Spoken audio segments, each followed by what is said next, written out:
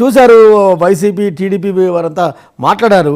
రాటి వాళ్ళ ఆంధ్రప్రదేశ్ పత్రికలు ఒకసారి తిరిగేస్తే జంపింగ్ జపాంగ్ ఈ రాజకీయం అనేది చాలా సీరియస్గా కొనసాగుతుంది. సరే, ఎన్నికల వేళ ఇటువారు అటుపోవడం అటువారు ఇటుపోవడం సహజం.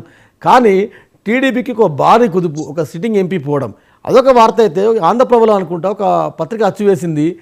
ఆల్రెడీ గల్లా జయదేవ్ కూడా వైసీపీకి టచ్లో ఉన్నారు, ఈ మధ్యాహ్నమో రేపో గల్లా జయదేవ్ కూడా చేరుతారు. ఈ వార్తలను ఎట్లా చూస్తారు? అదేవిధంగా కర్నూలు నుంచి ఒక వైసీపీ ఎంపీ కూడా ఇప్పటికీ గుడ్ బై చెప్పారు. ఇంకా వైసీపీ ఎమ్మెల్యేలు ఆ పార్టీకి గుడ్ బై చెప్తున్నారు.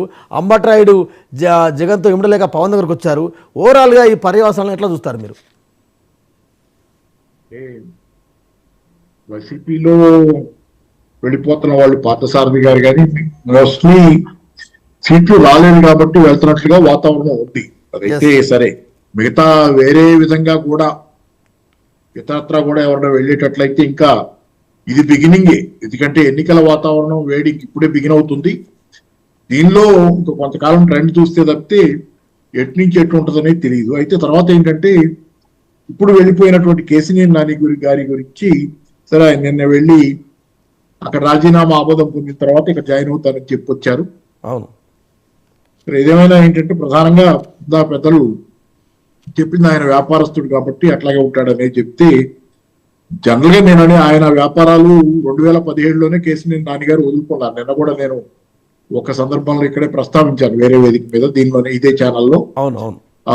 ఆయన 2017లోనే తనకున్నటువంటి ట్రాన్స్పోర్ట్ బిజినెస్ ని, ఇది నేను ఇక చేయలేని ఈ రాజకీయాలు ఇట్లా ఉంటా అని చెప్పి దాని మీద వస్తున్నటువంటి వివాదాల్లో ఆయన దాన్ని పూర్తిగా వైండప్ చేశాడు. చాలా పెద్ద ప్లస్ పాయింట్ ఆయనకి. ఎందుకంటే వ్యాపారాలు ఎవరు వైండప్ చేసుకోరు. రాజకీయాన్ని వ్యాపారంగా మారుస్తున్న కాలంలో వ్యాపారాన్ని ఆయన వైండప్ చేయటం అంటే అది వ్యాపారస్తుడి స్వభావం కాదు. కాబట్టి ఆయన వ్యాపారస్తుడిగా ప్రవర్తించడం వల్ల వేరే కారణాలు ఏమైనా ఉంటే వాళ్ళకి తెలియాలి కానీ మనం చెప్పలేము.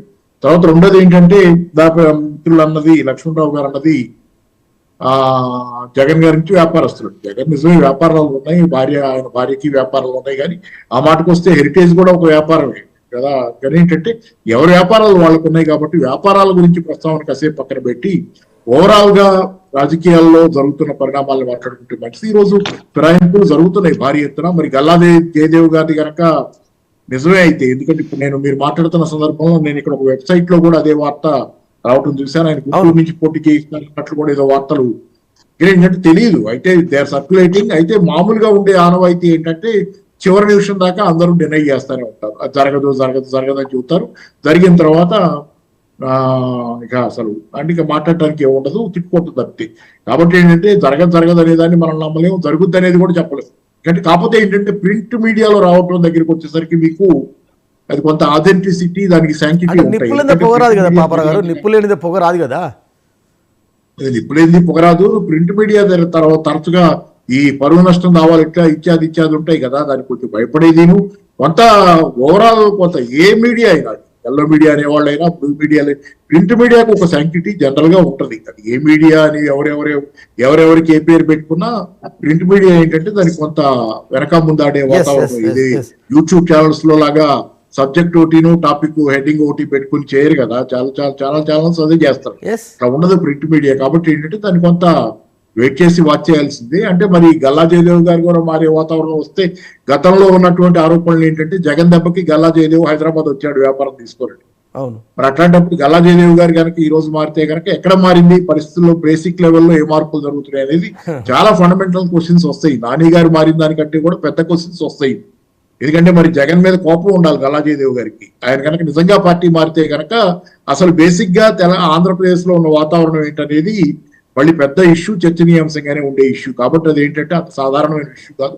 ఆల్రెడీ కేసినేని నాని గారిది కూడా చాలా పెద్ద ఇష్యూ. ఎందుకంటే విజయవాడకే పరిమితం కాదు, ఆయన బలగం విజయవాడకే పరిమితం అయినా ఆయన నైతికమైనటువంటి ఇదంతా రాష్ట్రం మొత్తం ఉంటుంది. ఎందుకంటే నాని గారిని సరే గత కొద్ది సంవత్సరాలుగా చూస్తున్నాం, ఆయన మనసులో ఉంది మాట్లాడేయటం, గోళ మనిషి ఉన్నట్లు ఉంటది అనేది జనరల్ గా వచ్చే ఎవరికైనా ఇంప్రెషన్. ఆయన దోచింది ఆయన మాట్లాడేస్తాడు ఆయన అంతే. చాలా సార్లు మనం నిన్న కూడా గుర్తు చేశాను. ఆయన ఒక సందర్భంలో మన చంద్రబాబు నాయుడు గారిని కలవాల్సి వచ్చి కూడా ఆయనకి అసలు మాట్లాడకుండా ముభావంగా ఉంటుంది వాతావరణం, ట్రీట్ చేయకుండా కూడా. అంటే ఆయన కొంచెం ధైర్యస్తుడు. ఆ విషయాలు ధైర్యస్తుడు అంటే నిజాయితీ పరుడు కూడా అనుకోవాలి. మనసులో మాట దాచుకోడు బోళా శంకరుడు అనేది. కాబట్టి అట్లాంటి మనిషికి జనాల్లో ఎప్పుడు విలువ ఉంటుంది. దాన్ని ఈ మనిషి అనే కాదు, ఏ మనిషికి అయినా సరే జనాల్లో రాజకీయాల్లో మన మనిషి అనేది జనాలు ఫీల్ అవుతారు. కాబట్టి ఏంటంటే ఆయన అన్నట్లుగా డ్యామేజ్ జరగకుండా ఉండాలంటే కేసినేని నాని అనేది ఏంటంటే ఆయన 60% మంది టీడీపీ వాళ్ళు వెళ్ళిపోతారు నాతో పాటు వచ్చేస్తారు ఇక్కడికి అన్నట్లు మాట్లాడారు. సరే అదంతా జరగకుండా ఉండాలంటే కనుక డ్యామేజ్ కంట్రోల్ అయితే మాత్రం ఒకటి ఖచ్చితంగా టీడీపీకి ఈ రోజు అవసరమే. విజయవాడ హెడ్ క్వార్టర్స్ మెయిన్ గా అదే ఆంధ్రప్రదేశ్ రాజధాని లాంటిది. అమరావతి రాజధానిని టీడీపీ అన్నా లేకపోతే ఎవరేమన్నా కానీ అసలు హార్ట్ ఆఫ్ ది ఏపీ లాగా ఒక రకంగా అటు నుంచి ఇటు నుంచి అటు కనెక్షన్ రాయలసీమ నుంచి ఉత్తరాంధ్రకి మధ్యలో ఉండేది విజయవాడ అనేది చాలా కీలకమైన రాజకీయ ప్రాధాన్యత ఉన్న ప్రాంతం నుంచి ఆయన అది కనుకుంటే దాని రిపుల్ ఎఫెక్ట్ చాలా దూరం ఉంటుంది. ఏంటంటే సేమ్ టైంలో చాలామంది బీసీలు పార్సారథి కావచ్చు, తర్వాత ఇందాక కర్నూలు ఎంపీ సంజీవ్ కావచ్చు, చాలామంది బీసీలు వైసీపీకి గుడ్ బై చెప్తున్నారు అనే వార్తను కూడా ఆ పార్టీ జీర్ణించుకోలేదు కదా. అవ్వచ్చు. జగన్ బోస్ ఏమనుకుంటుంటారంటే నేను బీసీలకు డైరెక్ట్ గా కనెక్ట్, ఇప్పుడు జగన్ మొదటి నుంచి ఏంటంటే జనాలతో డైరెక్ట్ గా కనెక్ట్ అవుతున్నాను, నేను మధ్యలో పార్టీ ఎమ్మెల్యేలు వెళుతో నిమిత్తమే ఉందనే లెక్కలో నడిపితే ఈ రోజు మళ్ళీ ఆ డ్యామేజ్ ని తెలంగాణలో కేసీఆర్ గారికి జరిగిన నష్టం కూడా అదే కదా. ఆయన జనంతో డైరెక్ట్ గా కనెక్ట్ అయి ఉన్నాను, ఎమ్మెల్యేలు వీళ్ళ పాత్ర ఏంటి, లేకపోతే వాళ్ళు ఎంత బదనాం అయితే మాత్రం ఏంటి, జనం నన్ను చూసి ఓటేస్తారు అనుకుంటే అది ఆ నిర్మాణం లేక మధ్యలో నిర్మాణం లేకపోవడం వల్ల నష్టపోయారు కేసీఆర్ గారు.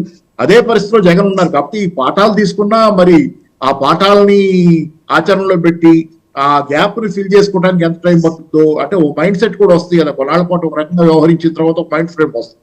దాన్ని ఆయన ఎంతవరకు అధిగమించగలరు అనేది. ఎందుకంటే పోతన వాళ్ళు బీసీలను మీరు పాయింట్అవుట్ చేసినట్లుగా బీసీలు అంత స్థాయిలో వెళ్తుంటే కొంత జనాల్లో కూడా ఒక రకమైనటువంటి అంటే మామూలు ఆర్డినరీ స్థాయిలో అంటే ఒక లెవెల్ దాటి కిందకి వెళ్ళిపోయేటట్లయితే అవసరాల మేరకే పరిమితమైన జనాలకి, ఎందుకంటే వాళ్ళ కష్టాలు నష్టాల దృష్ట్యా వాళ్ళు ఆర్థికమైన ప్రయోజనాలు చూసుకునే జనం నుంచి ఆ పైకి వచ్చి చదువుకున్న వాళ్ళు లేకపోతే ఆ పైన ఉన్నటువంటి కొంత బెటర్ ఆఫ్ వర్గాలను చూసుకుంటే వాళ్ళు ఖచ్చితంగా ఏంటంటే దీని ప్రభావం పడుద్ది దాని మీద. అంతా బీసీలు వెళ్ళిపోతున్నారనే దాని ప్రభావం కొంత పడే అవకాశం ఉంటుంది. కాబట్టి అది ఆయన అయితే రివ్యూ వేసుకోవాల్సిన అవసరం ఆయనకు కూడా ఉంటుందని నేను అనుకుంటున్నాను. శ్రీను చౌదరి గారు, ఒక ముఖ్యమైన ప్రశ్న నిన్న పాపారావు గారిని కూడా అడిగాను.